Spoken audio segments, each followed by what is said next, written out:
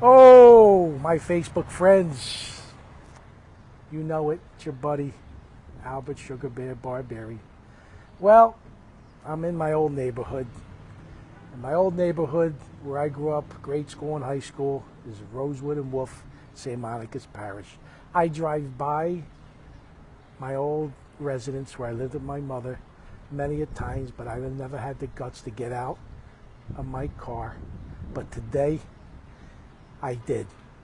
I'm here with my childhood friend, Vinny Gangemi, because, say hello, Vince. It's nice. Hi, everyone. It's nice You're Buddy Sugar Bear. Long time. I lived on the corner of Rosewood and Wolf, right behind this funeral parlor. We're here on Broad and Wolf. I parked my car right in his lot, and I'm going to go, and I'm going to sit on my step. I'm going to see what that looks like, and then I'm going to walk the 16th and Wolf, the playground. There you go. It looks sad. I'll see if I can get through it. You will. You will, buddy. It looks sad. It's all good. Yeah. It's all good. We tell everybody how we used to play G.I. Joes in the coffins. We were 8, 9 years old, or however. In the empty lot next door in the garden, we used to play. Yeah, unbelievable. Yeah. Sad. All right, it's well. It's all going. It's all going? Yeah, all going. All right, I'm going to go. You take care. I'll see you on the way back. Yep, I'll be here. All right, let's go. Take all care. Right, Vince. All right, there you have it. So, here we go. This is, I'm here at Rosewood and Wolf is where I lived. And, oh my God, it's just, Broad and Wolf is so historical, especially on New Year's Day, right? Right outside the Methodist, the string bands would play. You had Leonetti's funeral parlor right over here. The 7-Eleven's been here for years. Obviously, Vinny Gangemi, his funeral parlor's been here for years. Even though my family has never been buried at Gangemi's or viewed at Gangemi's, we were Leonetti's. Vinny never held that against me. He knows that. Sometimes you're just. But this is so eerie as I'm walking down this pavement. I'm going to cry a little bit. Ah, boy. So here we are. It's Rosewood and Wolf. Look at this. See this here? This is what sickens me here. This is what sickens me. Hold on. See, this is what sickens me. 1415 Wolf is where I grew up. Right here. Right here. Okay? And let me tell you about this building. It's a 3-story apartment building. And it's long. And it was big. Me, my brother Tommy, and my mother lived here. My mother and father were divorced since I was an infant. Look at this. The windiest. Hold on. Jesus Christ. At least.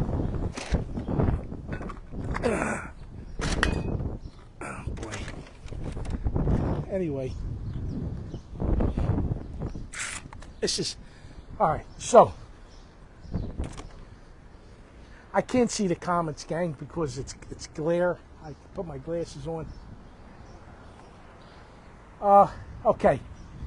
This was the front entrance that basically we never used, but we could. But on a cold day when I used to get picked up to go to school, if I didn't walk, I remember my freshman and sophomore year to Newman, before my friends became 16 years old and got permits, I used to walk down to Snyder Avenue, stay at the laundromat on Carlisle Street in Snyder, wait for the trolley, take the trolley. But this used to be a glass door right here. And on a cold, freezing day, I wait for my ride.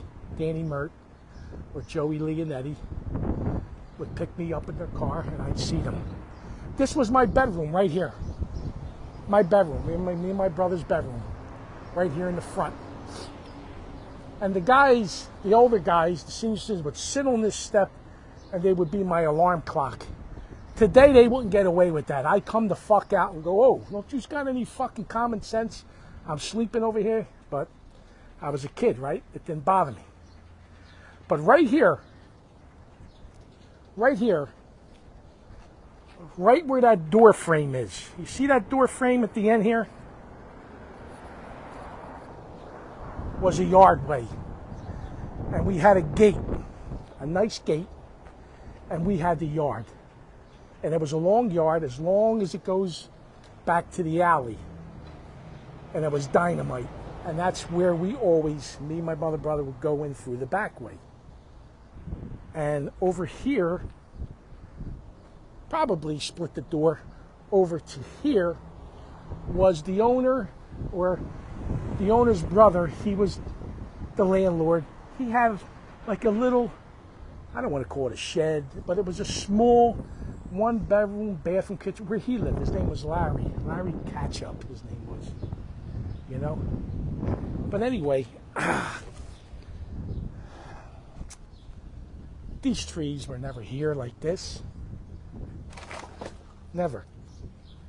The angle parking across. We didn't have a rail. I don't believe we had a railing. I don't know why, but can't get in. I would love to. They tell me, Vinny Cangemi tells me the first floor is doctor's offices. And I would sit on the step here.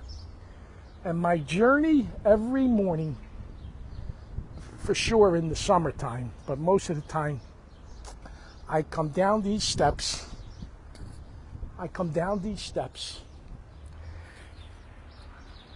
I'd walk westbound to 16th and Jackson, 16th and Wolf, Gathering Recreation, this direction most of the time.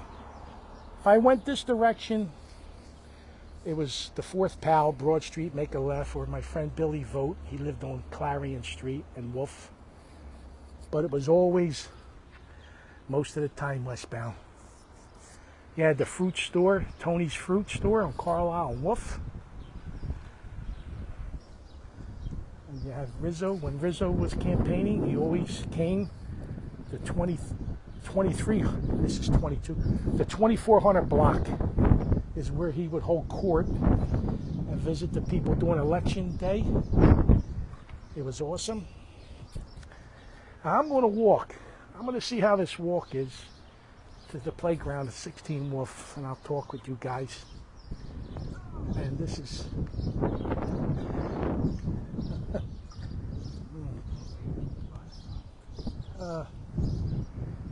we go down here.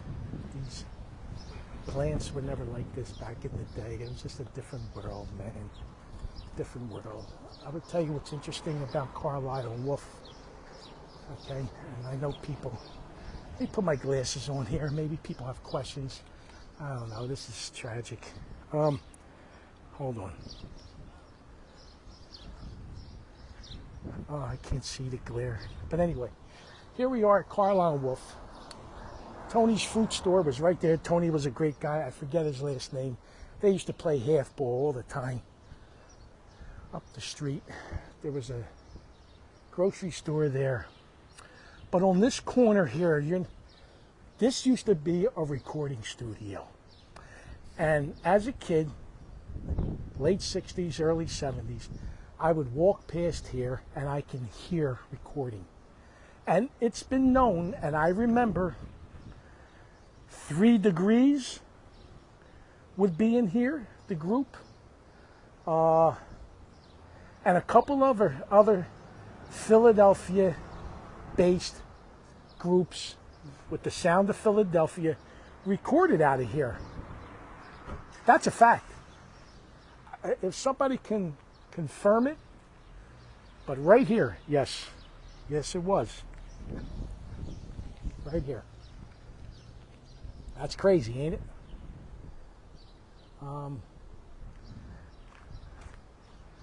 15th and Wolf. See, now 15th and Wolf brings a lot of memories to me. Now, my high school, one of my high school coaches, Bubby DiCamillo, his mother lived here and owned here. Bubby was assistant coach at Newman with Paul Bartolomeo. But over here was a storefront. And my mother, one year, had a variety store here. Sold all variety, knickknacks, glass things, ashtray, all kind of, novelty stuff. There's a store right here. Right? Ah, boy. 15th and Wolf, on this side of the street, on the south side, used to be a medical store. A medical store there. And right here was another grocery store, but a butcher. He was a butcher. He sold meats, he cut your meat, he had that thick wood cutting board. It was like 100 years old, 1970s too. So right here on the corner, what a nice old man he was. You want to buy something, he knew you, he put you on the eye, candy. I'd stop in here all the time. And then 15th Street, between Wolf and Jackson, you had the gang, a lot of friends up the street.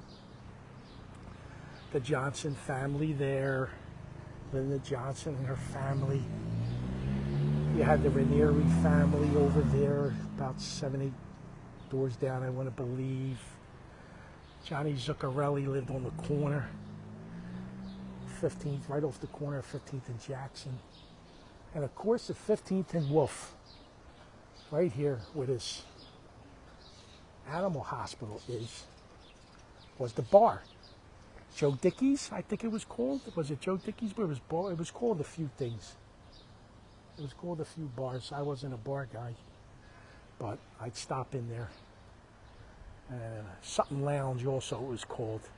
Something Lounge in the 70s. Anyway, okay. Now over here, I used to get my baseball coach. There, Palmer Corkery, she's my Facebook friend. Her family lives right there. I believe that turnstep. Her father was our baseball coach at St. Monica's. Look at this, how disgusting these streets and dirty. Right here on the corner, Perry Patron lived, grew up, his mom and dad, right here on this corner. And this was a nice pavement to pass because and there was a garage here. I think it still is. I don't know if it's part of it. I don't remember it this long. But, anytime it was warm weather, I'd see Perry's mom and his father. They'd always ask me if I want something to eat. And I believe the garage was part of them because I remember them sitting outside a lot. But everything has changed. The landscape has changed. I'm sure if Perry would straighten that out, if he sees this video, I'll leave it up for a while. But we're coming to Hicks and Wolf. And now I'm really getting sentimental here. This place, I forget the family name, but they were tailors. You can get your clothes, fixed here. And I remember for the longest time, this front window, shooting a hockey puck, I broke the window and there was a crack right down there for the longest time. And they knew I did it. I don't know. I don't know why we didn't get it. Whatever. They got crazy on me. But I knew their kids. And I don't know when that window got fixed, but I remember that's funny. Hicks Street. Hicks and Wolf. My main man, my another childhood friend, grade school friend, Joey Capone. The attorney Joey Capone lived right here. When I was in 6th grade and he was in 8th grade, St. Monica's, I'd walk down here, I'd stop here, knock on the door, I'd go in, his grandmother and mother, whatever, while Joey was getting ready, give me something to eat, breakfast, orange juice, a bagel, and I have an 8th grader walking alongside. Yeah. It was like Dave Schultz. I was like Bobby Clark walking with Dave Schultz to school. Nobody would mess with me. Joey Capone. How about that? And you had a lot of guys up here. I remember Gregory Pogaroba. His cousin was a catcher for the Braves. He lived up the block there. Forgive me if I don't mention everybody's name. Hicks Street, Hicks and Wolf. I don't remember what this was. this corner building here. Forget. I hit a lot of pimpleballs on the roof. I'm sorry, on the roof of these houses. Here we go. We're getting close. Coming close to Mole and Wolf. And this is where it all made me a young man in this playground here. 16th and Wolf, this is where I got my nickname. This is tragic as I'm looking in. This is freaking tragic. It really is to me. The basketball courts are down outside where they had awesome summer league basketball leagues. The best of the best Philadelphia area, South Philly players, former high school, college players would play. Hold on a minute. Mole Street. Like I said, we would play stickball. On that big wall there with a bocce, that's the bocce. That's the bocce room in there. I don't know if they're still playing bocce in there, but we have 2 or 3 home plate boxes on the wall. We'd have one on this wall hitting to 16th Street, where before my mom moved us to Rosewood and Wolf, we lived on the 3rd floor of that corner apartment building where it has the deck up there. I'll get closer. And the other stickball home plate on the wall was the little wall, the cutout wall you see. That's the main home plate where we would play stickball, and I hit a lot of balls on the roofs of these homes. It was just great time for me. 1968 through a decade, like growing up as a young kid at a grade school, teenage years, and we lived over there too. And my mother would hear me as a 8-year-old, 9-year-old cursing, throwing the F-bomb out, MF, because she would hear, right? She'd peek out and see us playing, and I'd walk up and I would get a crack in the face. What did I tell you about cursing, huh? And here I am today. It's still part of my repertoire and my vocabulary. My mom, she raised me right. Anyway, look at that over there. What is that? What is that? What are they growing? Cotton over there? Corner. I mean, used to be hockey rinks for the kids to play rollerblade hockey. You know, roller skates, hockey. Anyway, Mole Street. That's a great street. A lot of memories up there. My childhood friend, the Manning family, Stevie Manning, the Moonies, Tommy and Bobby Mooney, he on that street also. A lot of nice people up the street. Mole Street. Right? Then you had, let me get to the corner. This is sad. Oh boy. We played handball, fistball, wall ball. Oh my God. We'd even play football here. It was long enough to play football. You get about 3 first downs before you, and there used to be a line here, and that was the end zone. So you had from maybe 7, 8 feet line to the fence. That's where you roamed around, catch a touchdown. We never had this. This was never around in our fucking days. Looking for, give somebody a ticket. It's a fucking disgrace. That's what that is. Yep. Oh, it's open here. Yeah, I can go in. It's open. Look at this. Oh my God, I'm getting the goosebumps. There's the apartment where we lived before we went to Rosewood and Wolf, right up in the 3rd floor. It was big too. Had the deck. Look at this. Oh my Lord. Look at this. Murals. Ugly murals. To me, they're ugly. I don't know. Let me just get out of here. I don't. Then you had the monkey store over here on the corner of 16 Wolf, the monkey store. I hear somebody screaming. The monkey store is where we got our pimple balls to play stickball and handball and fistball. Right here on the corner. Let me see, right here, 16th and Wolf. Look at this. This is Bill Carapucci's old block. Bill Carapucci, the Pooch. He grew up right in the middle of the block there, a teacher at Newman. Everybody knows Bill Carapucci. And then here's the monkey store right there. It was a variety store. Had a soda machine right outside. You get your Teresa treat, your root beer, your orange, Pepsi, Coke, ginger ale. Right, for $0.25, I remember. Anyway, and I would walk to school up 16th Street to St. Monica's. 16th Porter. It's crazy, man. Where did the years go? Where did the years go? Here we are at 16th and Wolf, where it all started for sugar. Infamous 16th and Jackson, Garin Recreation. Well, this is the old neighborhood. Anyway, guys, I'm going to go. I don't know. Blink of an eye, it changed. In a blink of an eye, it all changed. To me, a little bit for the worse. At least the decor is tragic. The decor of this neighborhood is so sickening that I gotta hang up and get out of here. Folks, it's been a pleasure. We are South Philly.